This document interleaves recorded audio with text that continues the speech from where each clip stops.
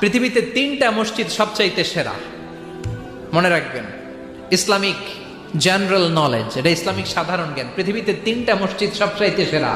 বিশ্বনবী সব সময় দোয়া করতেন, ইয়া তুবা আলিশ শাম, ইয়া তুবা আলিশ শাম, শাম দেশের জন্য বরকত।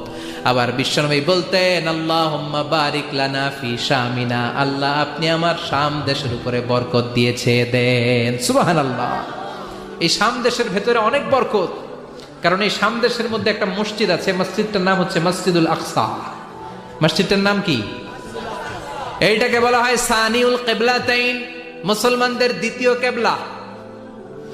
বিশ্বনবী মক্কা থেকে মদিনাতে হিজরত করার পরে মদিনায় যে 16 মাস কিংবা 17 মাস ওই মসজিদুল আকসার দিকে হয়ে নামাজ পড়েছেন। সুবহানাল্লাহ। 17 মাস পরে আবার মসজিদুল আকসা থেকে কাবার দিকে বিশ্বনবীর কিবলা পরিবর্তন করে দিল কে?